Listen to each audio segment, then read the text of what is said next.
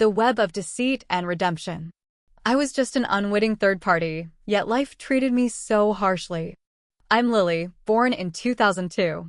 After finishing high school and entering my freshman year of college, I hustled to find a part-time job to support myself since my parents were farmers in rural Ohio. With no prior experience, I landed a telesales position at a small company, earning $20 an hour. Juggling work and studies, I barely made $3,000 a month. Amidst this challenging time, I met someone who would drastically alter my life. David, my manager. He was 10 years my senior, unmarried, and initially, he was just a helpful mentor. But gradually, he began inviting me for coffee, texting me, and flirting. As a poor college student, I was thrilled by his attention and the extravagant places he took me. I never had to pay a dime. Once, when I needed an advance on my paycheck, he offered it as a gift, promising I'd still get my full salary at the end of the month. Naively, I thanked him profusely. He then sweetened the deal, promising me anything I wanted if I became his girlfriend. Overwhelmed by the prospect of financial security, I agreed. We started dating secretly, fearing what others might say. After a while, we became intimate. David showered me with money, and I was terrified that if I refused, he'd leave, and I'd return to my impoverished life.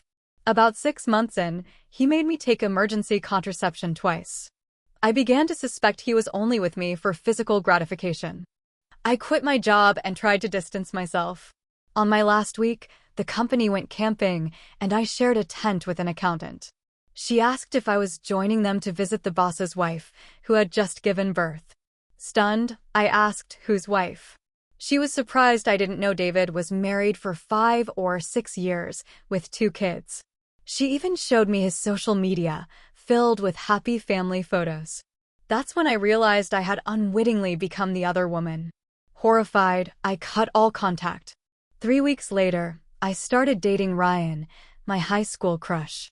Just as we were happy, David texted, wanting to meet. Furious, I sent screenshots of his flirty messages to his wife, Jennifer. Her reaction shocked me. She said I wasn't the first, that his philandering was well known, especially when she was pregnant. As long as he provided for her, she didn't care. She then blocked me. I was dumbfounded. 2 days later, I missed my period and found out I was pregnant. I confronted David, demanding he take responsibility, but he denied it, claiming I was seeing someone else, so the baby might not be his. He threw $20,000 at me and told me to figure it out, never to contact him again. Despite my love for the innocent child, my situation was dire. My parents would be disappointed, and Ryan would leave me. I decided to handle it alone, hiding my shame. I focused on my studies and my relationship with Ryan, who remained oblivious to my past. For years later, I graduated with honors and a stable job, feeling stronger and wiser. Surrounded by loved ones, I thought I was finally lucky and resilient. But then, a large banner appeared with my face and intimate messages and photos from my time with David. His wife, Jennifer, showed up, creating a scene. Did you think I was stupid enough to let you get away with this? I waited for your moment of triumph to destroy you, you homewrecker. She snatched my graduation gown and diploma, laughing. Luckily, my friends intervened. My graduation turned into a nightmare. It turned out Jennifer had been patiently waiting for revenge. In the following months, I lost everything. Friends turned their backs, my parents berated me, Ryan left, and I was unemployed. I was deceived, not malicious. If I had known he was married, I would have stayed away. I tried to bury the past and build a future, but it all crumbled so quickly. I was just an unwitting third party, yet life treated me so harshly. I stayed home, avoiding everyone, yet drama still found me. Life is truly ironic. Hi everyone, I'm Trang, an introvert who prefers working from home. But my erratic schedule led to an awkward situation. I was awakened by amorous sounds from the neighboring apartment at 9 a.m. Annoyed, I banged on the wall. I remembered the neighbors were newlyweds. I messaged the wife, Jang, on our building's group chat, asking them to keep it down. She replied she wasn't home. Confused, I sensed something was off. Then, she transferred $15,000 to me, asking me to keep an eye on things. Intrigued, I agreed. Just as I was pondering what to do with the money, I heard the neighbor's door opening. I rushed out, and her husband, Tung, blocked my view of someone sneaking back inside. He greeted me, explaining they were new and apologized for the noise, giving me a housewarming gift, another hefty sum. Before I could react, the elevator opened, and Zhang overheard everything. "So, you have another wife?" she exclaimed. I retreated to my apartment, mission accomplished. But then, a woman's scream pierced the air from my balcony. I ran out to see a woman clinging to the 17th floor railing. Tung was frantically trying to help her. Jiang, realizing what was happening, called the building manager. The woman refused to come up, so they called the fire department. The whole building and eventually the internet knew about Tung's affair. Zhang divorced him, and he was fired.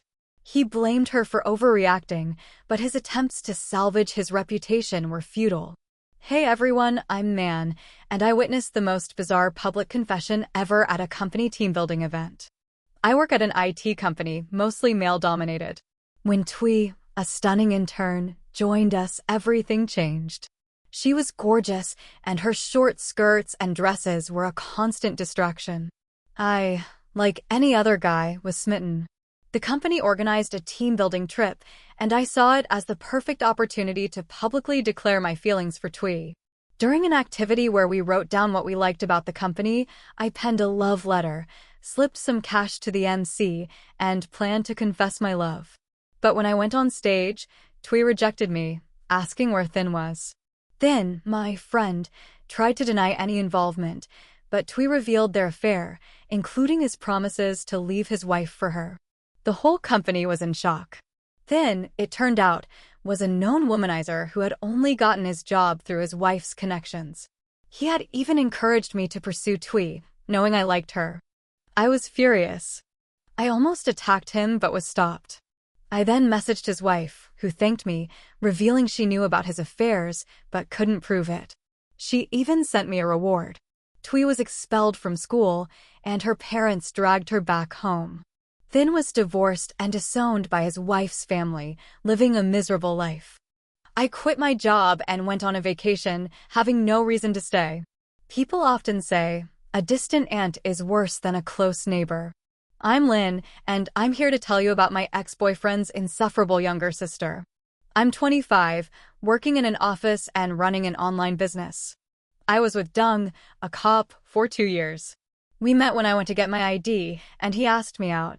He was kind, considerate, and loved me dearly. Everything was perfect until I met his sister, Huyn, a 19-year-old college student.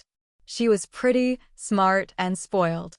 I initially liked her, buying her gifts and taking her on trips. But she became increasingly demanding, asking me to buy her expensive drinks and food, even delivering them to her school. I didn't mind at first, but then she started borrowing money, never paying me back. I was annoyed but hesitated to confront her, thinking it wasn't a big deal. But when I asked her to help me shop for clothes, she turned it into a personal shopping spree, demanding I buy her things. I started avoiding her, but she'd call or come to my house. When I finally told her I couldn't afford it, she threw a tantrum. I knew she'd tell her brother, so I messaged Dung, telling him to talk to her. He replied, she just wants to be close to her future sister-in-law. It's just a few bucks. I was furious. I realized he wasn't worth marrying. We broke up.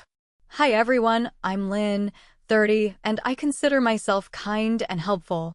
I joined a charity, traveling across the country to help those in need. I thought my good deeds would be appreciated until I met a family that shattered my illusions. We visited a remote village and met 2 sisters who had lost their parents in an accident. I offered to take them in, help the older one, Hoa, find a job, and raise the younger one, Emily, until she was 18. They were overjoyed and promised to be good. Initially, they were perfect, helping with chores. I found Hoa a decent job and enrolled Emily in a good school. I gave them a monthly allowance. But within 3 months, they changed drastically. Hoa started coming home late, partying with friends, and Emily became lazy and aggressive. When I was a week late with their allowance due to work issues, they complained. I explained the situation, but they were dismissive. The next day, Emily demanded new clothes, throwing a fit when I refused. I was at my wit's end. Then, I got a call from a neighbor saying someone was causing trouble at my house. I rushed home to find an angry woman yelling at Hoa. She accused Hoa of having an affair with her husband. I was shocked. I tried to calm the woman down, promising to deal with Hoa. That night, Hoa was defiant, saying I had no right to tell her what to do. She stormed off, and Emily blamed me. I sent Emily back to her relatives. Later, I heard Hoa was caught in a violent confrontation with the wife she was having an affair with. I learned that not everyone appreciates kindness. I still donate to charity, but I no longer get personally involved. My name is Ashley, and my husband, Henry, and I have been married for 10 years and together for 14, and we have had our ups and downs. We met when we were poor and worked hard to build a life together. We saved money and started a small business that grew successful. However, we couldn't have children. When we were younger, we decided to wait until we were financially stable. But later, doctors told me that my exposure to chemicals had affected my fertility. We tried everything, but nothing worked. My mother-in-law often blamed me for ruining her son's chance at fatherhood. I even offered Henry a divorce, but he refused, suggesting we adopt instead. We adopted a baby boy named Benjamin, nicknamed Ben, and he brought us immense joy. We thought we had finally found happiness, but then Henry had to go on a business trip for a month. While he was away, a 22-year-old woman named Sarah came to my house. She claimed that Ben was her son with Henry, showing me DNA test results and baby photos. She said they met when she was at her lowest, needing money for her sick mother. Henry helped her, and they agreed she'd have a baby for him. After the birth, he'd give her more money, and she'd disappear from their lives. But now, she wanted Ben back. She begged me to give him up, promising to have more children with Henry. I was furious, but tried to stay calm. I told her that their agreement was between them, and I wasn't involved. Ben was my son, and Henry was my husband. I told her to leave. After she left, I held Ben close, conflicted. He was my hope, but also a reminder of Henry's betrayal. When he wiped away my tears, calling me Mommy, I knew I couldn't give him up. While waiting for Henry's return, my mother-in-law arrived with Sarah. She introduced her as a relative and insisted she stay with us. Sarah acted like she owned the place, mistreating the staff. She even tried to turn Ben against me, claiming I had kidnapped him. I confronted them, but my mother-in-law told me to divorce Henry and let Sarah have Ben. I lost my patience. I packed their bags and threw them out, ignoring their insults. Now, I'm waiting for Henry. I want to know if he chooses his mother or me. I've been tolerant, but I won't be anymore. If he chooses us, we'll stay together. If not, we'll divorce. Was I wrong to do this?